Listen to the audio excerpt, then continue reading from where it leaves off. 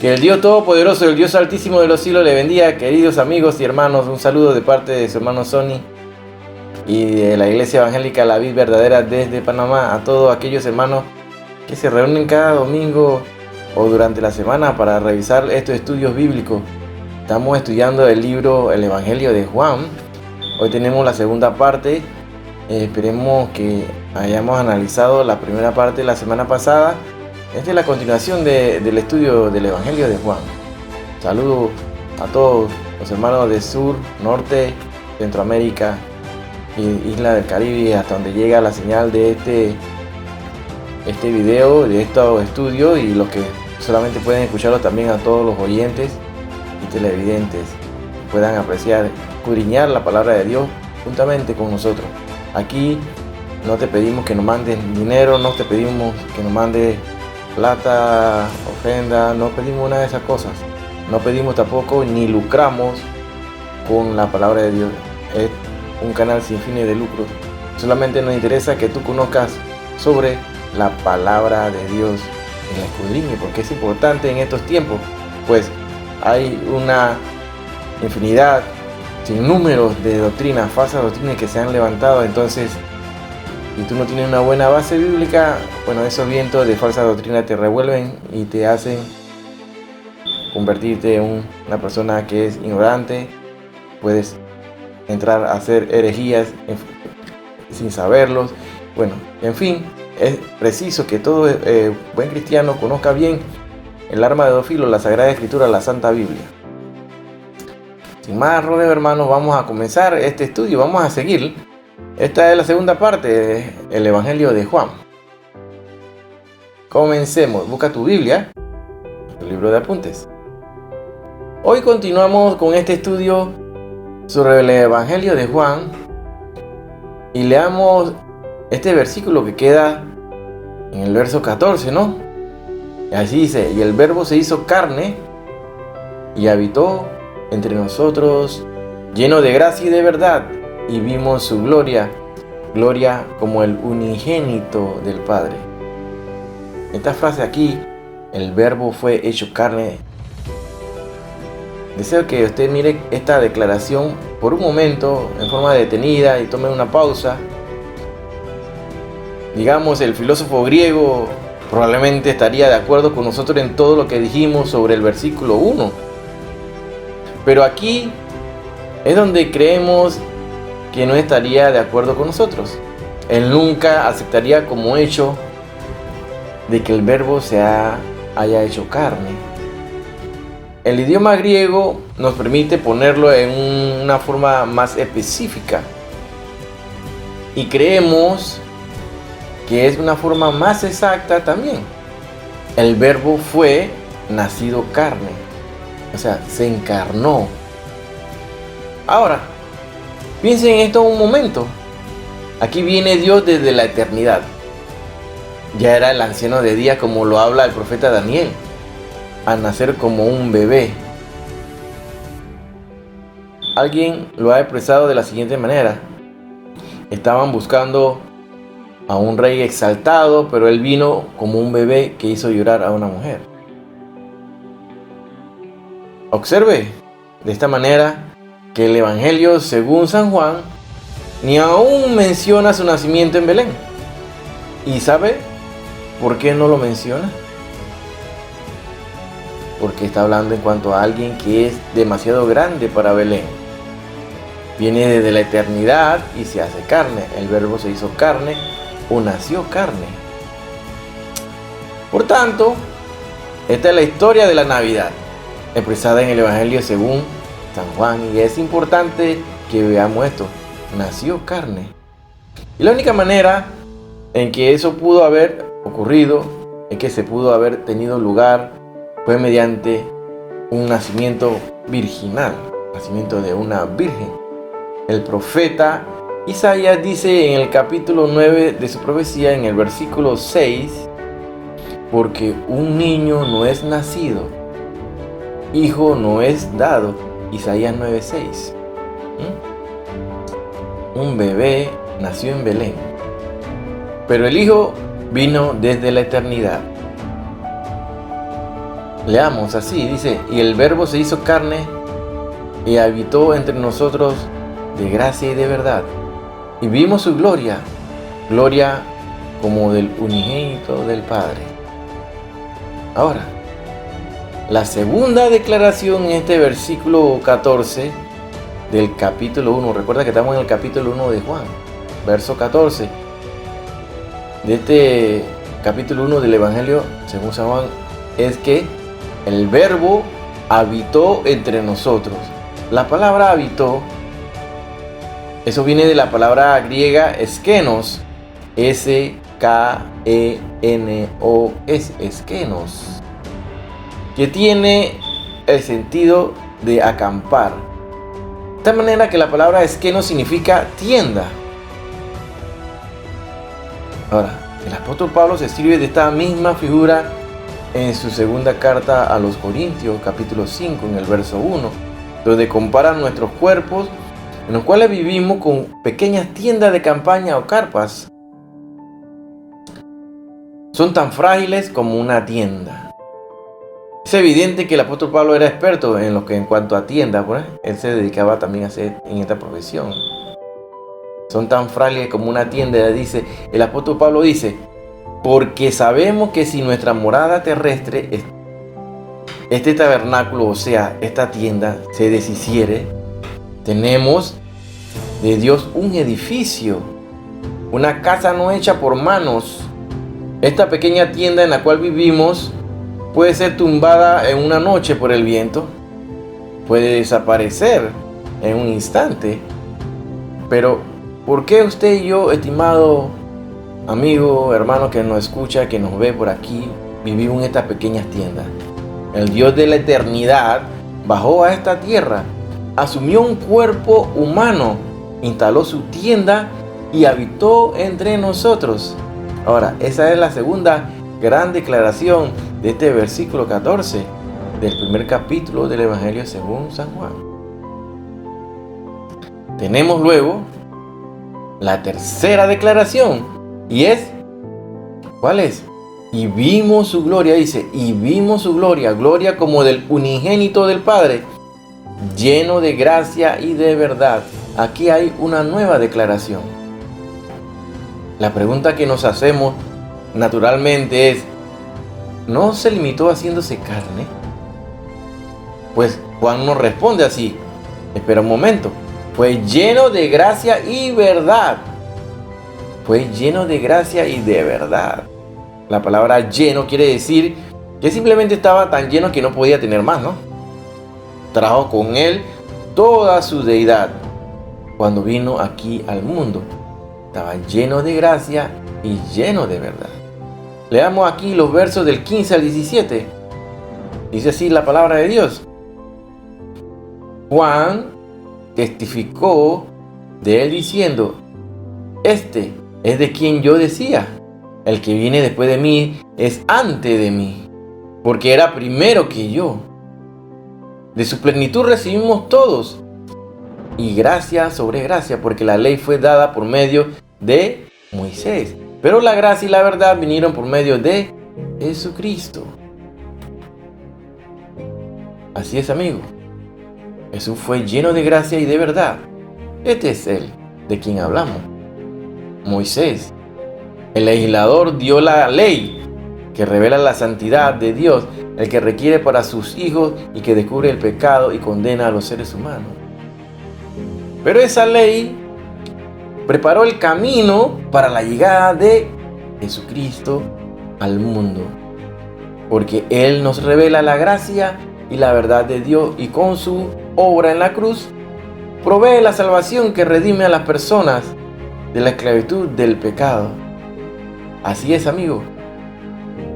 Su sacrificio en la cruz no fue en vano, como muchos herejes han salido por ahí a decir, entre ellos el gran pontífice de la Iglesia Universal, hablando herejía de que la muerte de Jesús en la cruz fue su peor fracaso. Totalmente hereje. Cosas que revelan y conducen a pensar de que muy bien podría ser el falso profeta. Recordemos que Dios se acercó tanto a la humanidad que se encarnó y habitó entre los seres humanos. Estimados amigos que me escuchan, que me ven por aquí, Él está también hoy muy cerca, como dice el Señor, como dice el autor del Salmo 143, verso 18. El Señor está cerca de los que le invocan, de los que invocan con sinceridad. Él nunca te deja solo. En tus momentos difíciles, el Señor está ahí a tu lado. Cuando tú piensas que no hay salida, el Señor te da la salida, te da la respuesta, te abre las puertas a los problemas. Así que, como dice Juan 1, 18, 23, continuamos estudiando el capítulo 1 de este Evangelio de San Juan, que es interesante. Ya hemos hablado de las 3 declaraciones importantísimas que habíamos visto en el versículo 14 de este Evangelio. Espero que lo vayas anotando. Y decíamos que la primera declaración fue que el Verbo fue hecho carne. Es decir, el Verbo fue nacido carne, fue encarnado. Dios viene desde la eternidad y se hace carne. La segunda declaración, ¿cuál fue? El Verbo habitó entre nosotros. Dijimos que la palabra habitó es de la palabra griega eskenos, ¿lo recuerdan? Que tiene el sentido de acampar, tienda. La palabra eskenos significa eso, tienda. Y el apóstol Pablo se sirvió de esta misma figura en su segunda carta a los Corintios, en el capítulo 5, en el versículo 1, donde comparó nuestros cuerpos en los cuales vivimos con pequeñas tiendas o carpas. Y él dice allí: porque sabemos que si nuestra morada terrestre, este tabernáculo, se deshiciere, tenemos ¿quién? A Dios, un edificio en Dios, ¿no? Una casa no hecha de manos, eterna en los cielos. El verso 18 dice así: a Dios nadie lo ha visto jamás. El unigénito Hijo, que está en el seno del Padre, Él lo ha dado a conocer. Esta pequeña tienda en la cual vivimos puede ser, le hemos dicho, abatida con un simple viento. Puede ser destruida en un instante. Y a causa de que usted y yo, estimado amigo que me ve, me escucha, vivimos en estas pequeñas tiendas, el Dios de la eternidad bajó a esta tierra. Se hizo carne y habitó entre nosotros. Esta es la segunda gran declaración del verso 14. La tercera declaración dice así: y vimos su gloria, gloria como del unigénito del Padre, lleno de gracia y de verdad. La pregunta que dijimos surgir aquí es: ¿no se limitó haciéndose carne? Juan no respondió. Lleno de gracia y de verdad. La palabra lleno quiere decir simplemente que no podría tener más. Trajo con él toda su deidad. Cuando vino aquí fue lleno de gracia y lleno de verdad. Luego los versos de 15 al 17, lleven el orden. Vimos que todos hemos tomado gracia de la plenitud de Cristo, porque Él fue lleno de gracia y lleno de verdad. Llegamos de esta manera ahora a otro versículo que está lleno de declaraciones de grandes verdades. A Dios nadie lo ha visto jamás. Mira esta declaración importante aquí. A Dios nadie lo ha visto jamás. Esta verdad se halla en todas las escrituras y Juan la explicaría en su evangelio. Ahora el Señor Jesucristo le dirá a la mujer samaritana junto al pozo en el capítulo 4, del verso 24 de este evangelio, que Dios es espíritu y los que le adoran en espíritu y en verdad es necesario que adoren. Podemos preguntarnos entonces, en cuanto a las apariciones de Dios en el Antiguo Testamento, Dios nunca se reveló en el Antiguo Testamento ante los ojos de los hombres. Entonces, ¿qué o quién le vieron? Examinemos algunos de estos relatos que habla la palabra. Por ejemplo, Jacob dijo que había visto ¿a quién? A Dios. Lo que él vio fue el ángel del Señor que luchó con él. Esta era una manifestación, pero no vio a Dios porque Dios es espíritu. A Dios nadie lo ha visto jamás. De esta manera, la siguiente declaración que tenemos en este versículo 18 es el unigénito Hijo que está en el seno del Padre. Hay un erudito alemán conocido con el nombre de Nestlé que ha traducido esta palabra a fin de que podamos leerla así: el unigénito Dios. Y preferimos esta traducción. Está en el seno del Padre, y este nos dice muchísimo. No vino de la cabeza de Dios para revelar la sabiduría de Dios, ni vino de los pies de Dios para ser siervo de los hombres. ¿Ha notado usted que Jesús no era siervo de los hombres, sino siervo de Dios? Él no hizo lo que los hombres le dijeron que hiciese. Jesús dice en el capítulo 6 de este evangelio, versículo 38, así dice: porque he descendido del cielo, no para hacer mi voluntad, sino la voluntad del que me envió. Él vino para ser el siervo de Dios, y al servir al Padre sirvió a los seres humanos. Fue del seno del Padre que vino, no de la cabeza ni del pie. Vino del seno para revelar el corazón de Dios. De manera que Él es el unigénito Hijo que está en el seno del Padre. La tercera declaración que encontramos aquí en este verso 18 de este capítulo 1 del Evangelio de San Juan es, y dice así: Él le ha dado a conocer. Él le ha dado a conocer. La palabra griega aquí es exegeomai. Exegeomai, exegeomai, exegeomai, que viene de las raíces que significan revelar o desvelar. Revelar o desvelar. Y eso es exactamente lo que Jesucristo hizo. Reveló a Dios. Puso al descubierto a Dios. ¿Quiere usted saber algo aún más grande que eso? El Dios de este universo, el creador de todo, viene de la eternidad pasada y se hace carne asumiendo un cuerpo humano, revelando a Dios para que los hombres le conozcan. Estimado amigo, la única manera en que usted puede conocer a Dios es mediante el Señor Jesucristo. Vino para dar a conocer a Dios porque Él mismo es Dios. Quisiéramos ahora dedicar un poco más de tiempo para desarrollar estos pensamientos. Permítanos tomar las declaraciones que aparecen en los primeros dos versículos. Las declaraciones del versículo 14 y las declaraciones del versículo 18. Y combinarlas en un estudio. Nos referimos a las siguientes declaraciones. En el principio era el Verbo, y el Verbo fue hecho carne. A Dios nadie le vio jamás. No podemos ver a Dios porque Dios es espíritu, definitivamente. Tuvo que hacerse visible. ¿Y cómo lo hizo? Se hizo carne. Tuvo que hacerse como uno de nosotros, es decir, identificarse con nosotros para que pudiéramos conocerle.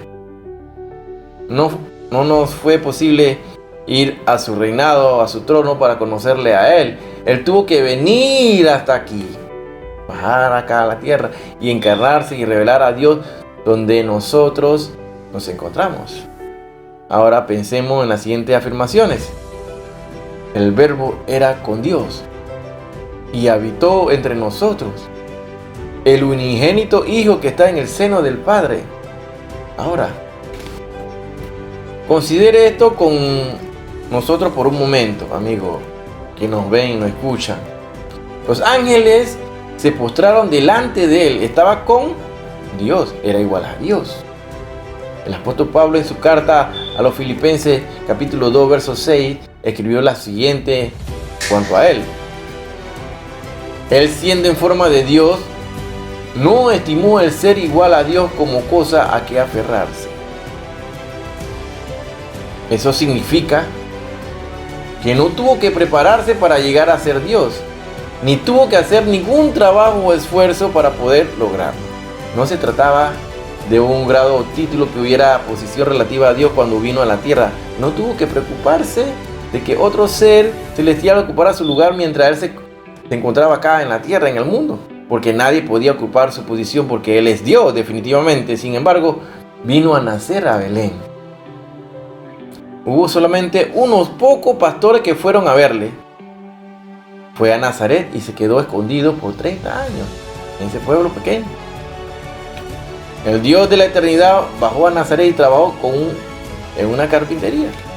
¿Por qué hizo esto? Lo hizo a fin de que pudiéramos conocer a Dios, estimado oyente. La única manera en que usted jamás puede conocer a Dios es conociendo al unigénito Hijo, que está ¿a dónde? En el seno del Padre. Él es el único que puede revelarnos a Dios. Y ahora consideremos las frases. El verbo era Dios. Vimos su gloria. Gloria como del unigénito del Padre, lleno de gracia y de verdad.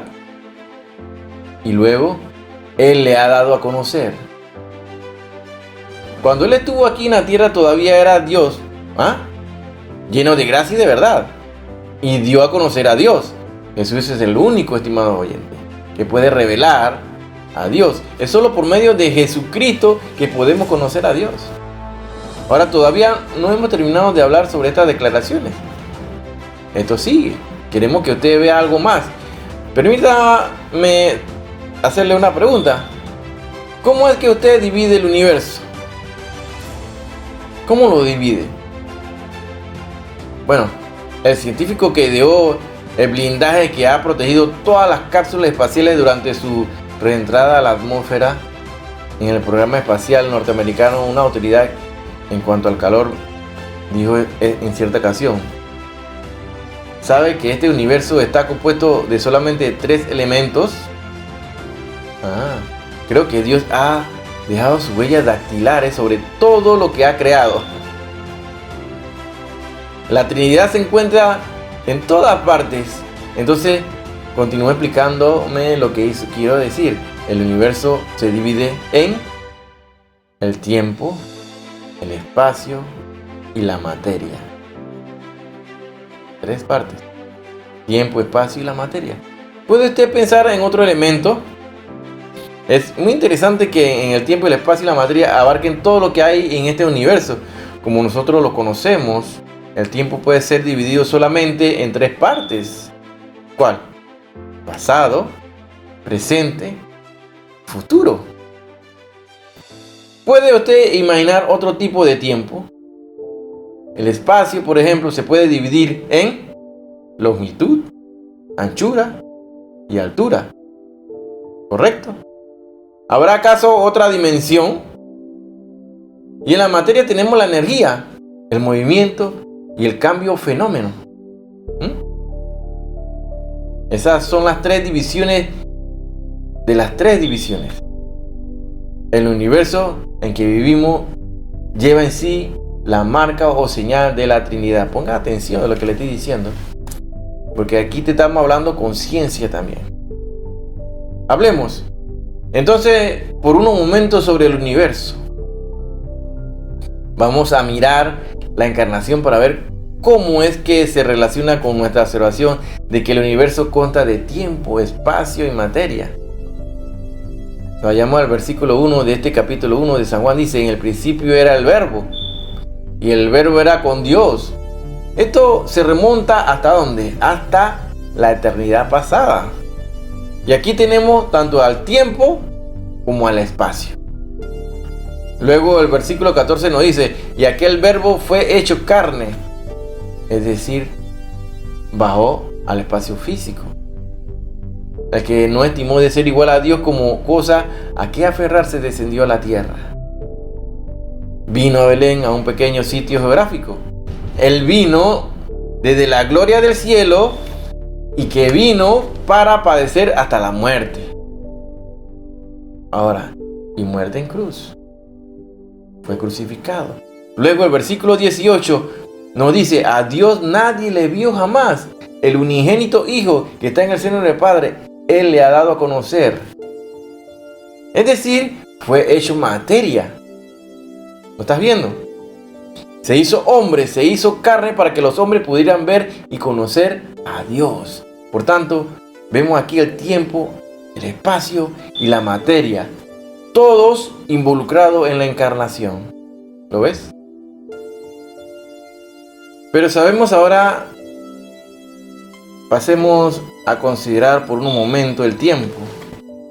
Ya habíamos dicho que el tiempo se divide pasado, presente y futuro.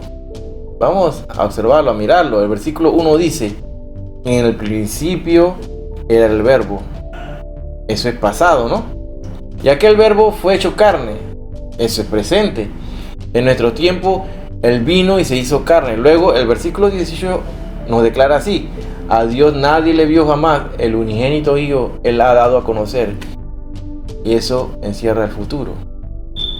El apóstol Pablo dijo al final de su vida: a fin de conocerle y el poder de su resurrección.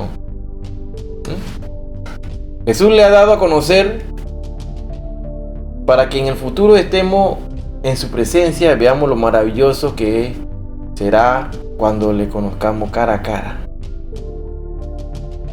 Consideremos ahora el espacio, dividido en longitud, anchura y altura.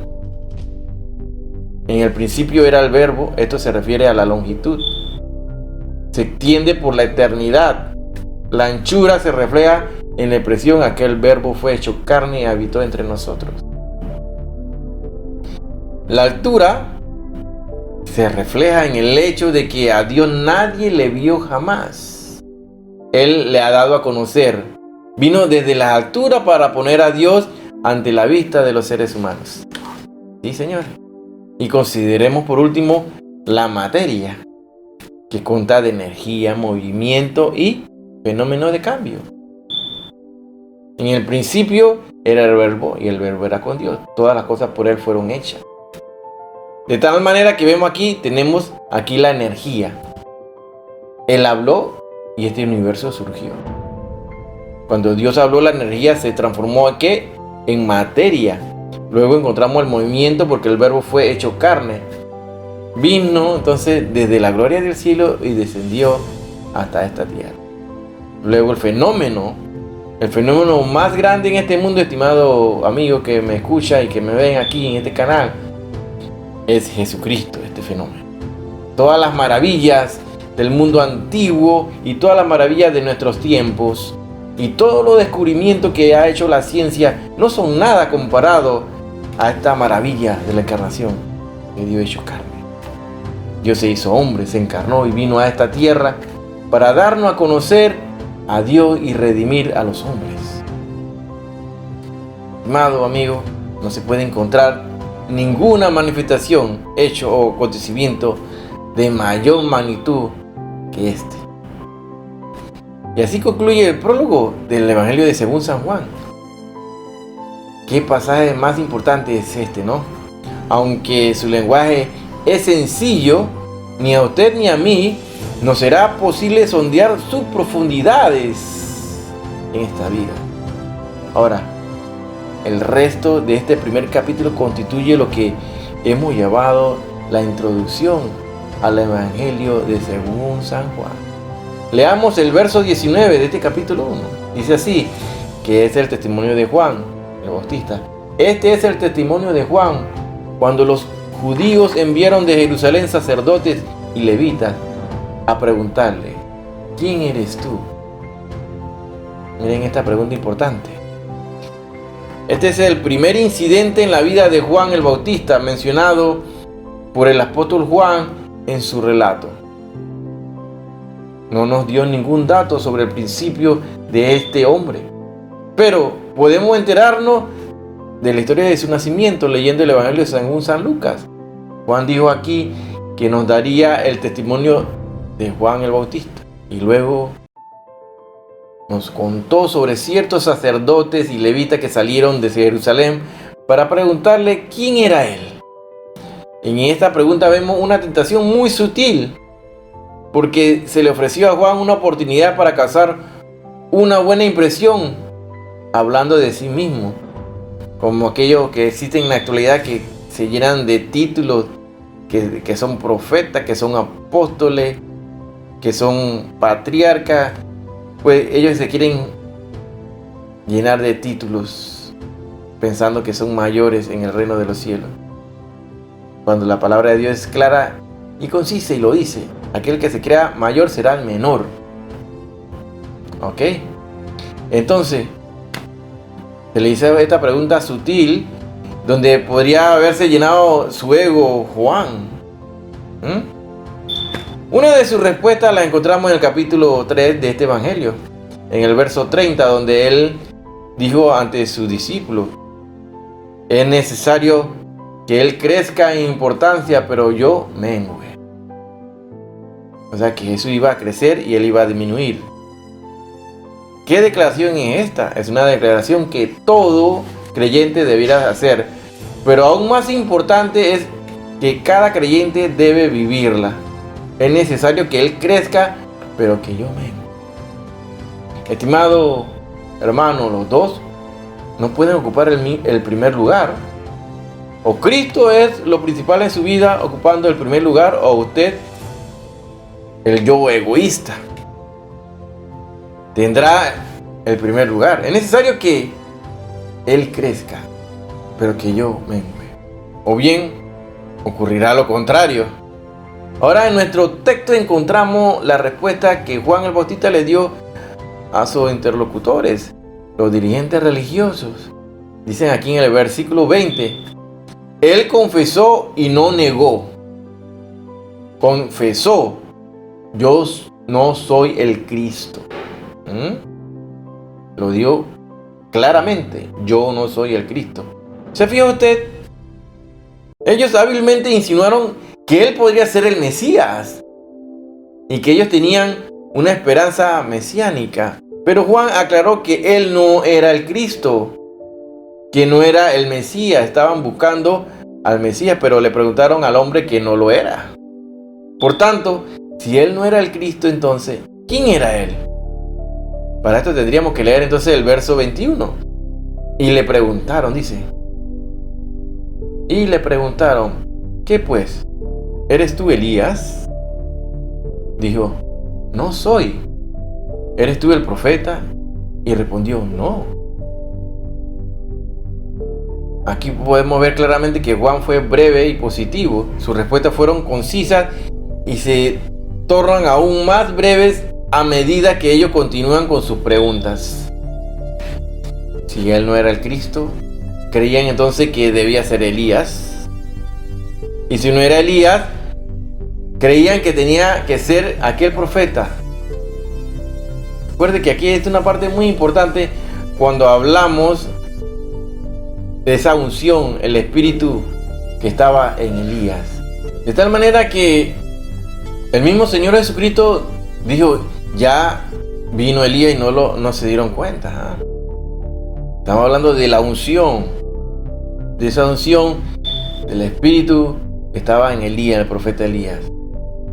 La cual, esa unción también estará en esos dos testigos que estarán en el tiempo de la tribulación, en la semana 70 de Daniel. ¿Recuerdan el estudio de Apocalipsis? Los dos testigos. Es la unción que estuvo en Elías, esa unción que estuvo en Moisés.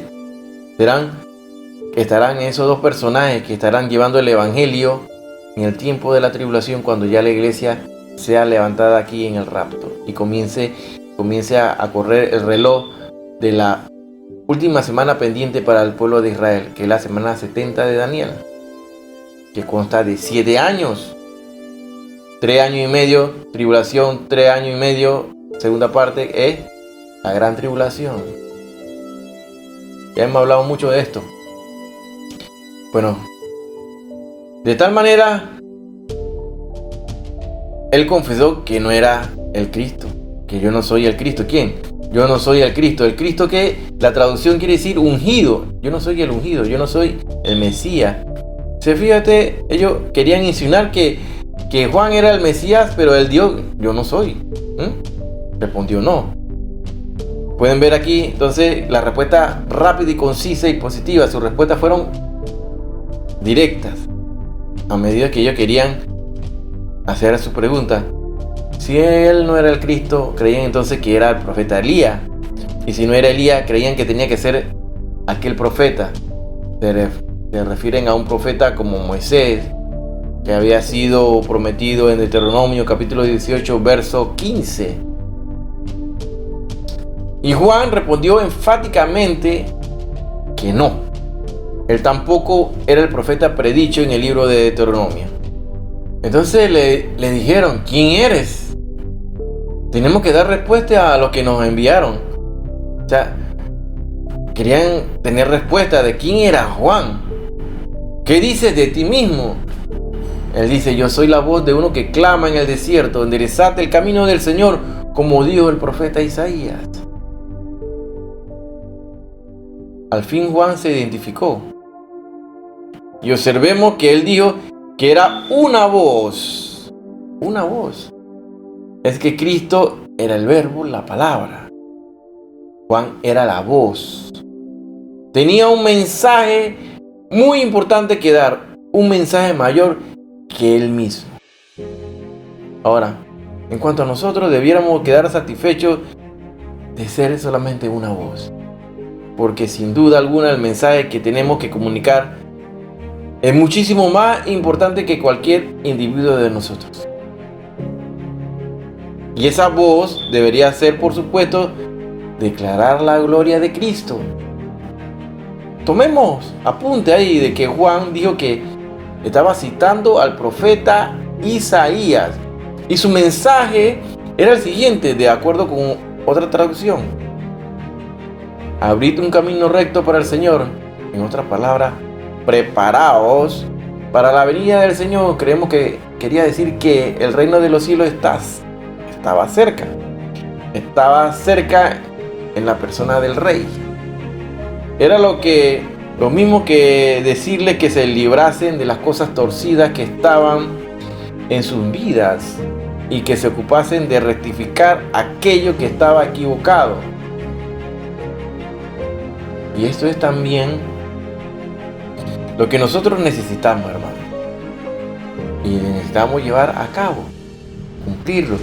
Al hacerlo así, nuestras vidas se abre a una relación de comunión y compañerismo con Dios. Dice el apóstol Juan en su primera carta, capítulo 1, verso 6, si decimos que tenemos comunión con Él y andamos en tinieblas, mentimos y no practicamos la verdad. Al escuchar a usted este estudio del día de hoy, recuerde que su servidor simplemente es una voz. He tenido la oportunidad y el privilegio de conocer a varios de los hermanos que escuchan y ven este programa cada domingo durante la semana, lo repasan. Y muchos de ellos dicen, bueno, ahora tengo un rostro para colocarle a la voz que escucho por radio, o por la televisión, o por internet. O bien dicen, muchas veces me he preguntado cómo será su cara, su fisonomía. Estimado oyente, permítame decirle que aquí yo soy simplemente una voz. Yo soy una voz. Y esto era también todo lo que Juan quería decir. Tenía un gran mensaje que dar. Era un mensaje más importante que él. Y francamente, estamos satisfechos de ser simplemente una voz. Porque es cierto que el mensaje que tenemos que dar es más grande que el individuo que lo comunica. Porque somos simplemente un instrumento de Dios. Somos simplemente una voz que usted escucha. Y nuestra voz enmudece al terminar cada programa. Y algún día se apagará hasta el día futuro de resurrección. Estamos siendo atacados actualmente por el control de las redes sociales, donde ya no podemos decir más de 3 cosas porque nos cierran el canal o nos sancionan, como nos ha sucedido hace 2 semanas atrás. No puedo hablar de ciertos temas. Cada día el cerco se hace más pequeño para el evangelio. Y cada vez el evangelio va a ser más difícil compartirlo por estos medios, el cual estamos aprovechándolo para comunicar la palabra de Dios. Y nuestra voz algún día llegará a terminar y nadie va a poder escuchar los programas. Algún día se apagará hasta el día del futuro, de la resurrección. Pero la palabra que proclamamos sigue resonando y podrá escucharla siempre que lea usted la Biblia o siempre que el Espíritu Santo traiga a su mente el mensaje de la palabra eterna del Antiguo y del Nuevo Testamento. Estimado amigo, estimado oyente, estimado televidente, le invitamos a escuchar siempre esa palabra, siempre con un corazón sensible, humilde, humillado. Esa palabra siempre estará resonando, siempre está presente. Como dice el profeta Isaías en el capítulo 40, verso 6, la hierba se seca y se marchita la flor, mas la palabra de Dios, nuestro Dios, el Dios nuestro, permanece para siempre.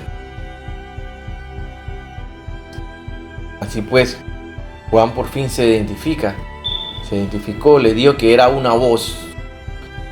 Es que Cristo era el verbo y Juan era la voz. Ahora note usted el gran mensaje que pronunció Juan el Bautista. Él dijo: enderezad el camino del Señor. Le estaba diciendo que se preparasen para la venida del Señor. Creemos que lo que Juan quería decir aquí era que el reino de los cielos se había acercado. Es que se acercó en la persona del Rey. Y por eso les dijo: enderezad. Esto equivaldría a decirle que quitaran las cosas malas de su vida, que pusiesen su vida en orden. Cuando hacemos eso, estimado amigo, hermano, oyente, televidente, entonces tenemos una relación de compañerismo y de comunión con Dios. El mismo apóstol Juan en su primera carta universal, capítulo 1, el verso 6 y 7 dijo: si decimos que tenemos comunión con Él y andamos en tinieblas, mentimos y no practicamos la verdad. Pero si andamos en luz, como Él está en luz, tenemos comunión unos con otros, y la sangre de Jesucristo, su Hijo, nos limpia de todo pecado.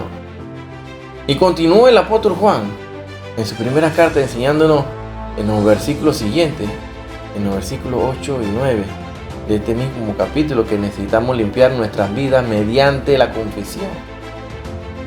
Dice Juan: si decimos que no tenemos pecado, nos engañamos a nosotros mismos y la verdad no está en nosotros. Si confesamos nuestro pecado, Él es fiel y justo para perdonar nuestro pecado y limpiarnos de toda maldad. Ahora, volviendo al capítulo 1 del Evangelio según San Juan, leímos que él estaba citando al profeta Isaías en el verso 23.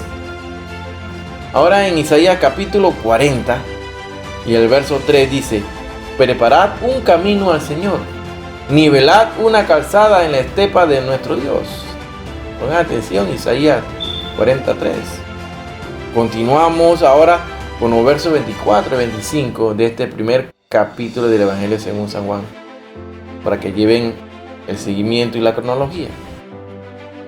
Dice así, versos 24 y 25: los que habían sido enviados eran de los fariseos, y le preguntaron diciendo: ¿por qué pues bautizas si tú no eres el Cristo, ni Elías, ni el profeta?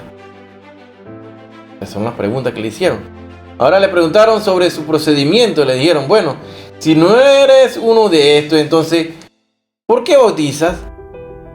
El versículo 26 dice que Juan le respondió diciendo, anótalo, Juan le respondió diciendo: yo bautizo con agua, pero en medio de vosotros está uno a quien vosotros no conocéis. Hoy en día llamamos a este hombre Juan el Bautista, pero la realidad es que lo que él dijo, que simplemente usaba agua. Él simplemente usaba agua, pero añadió que había uno que vendría después de él y que éste bautizaría en fuego y en Espíritu Santo. Mateo 3:11. Mateo 3:11. Búscalo. En fuego y Espíritu Santo.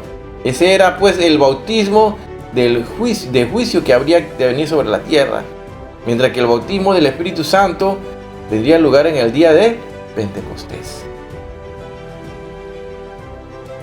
Ahora quizá usted se pregunte si en aquel día en que tuvo lugar este incidente, Cristo no estaría allí entre la multitud mientras le hacían esta pregunta a Juan? Bueno, la verdad es que no lo sabemos, pero bien pudo haber estado presente, porque él lo dice, ¿no? Estaba presente entre los hombres, ¿no? Así que hasta aquí es hoy el estudio, hermano, del Evangelio de Juan. Esperemos que lleve la secuencia. Es un libro muy profundo. Se habla que es de lenguaje sencillo, pero guarda bastante profundidad en las palabras que están en este libro, en el Evangelio de Juan. Espero que sea de crecimiento espiritual, de gran ayuda para ti.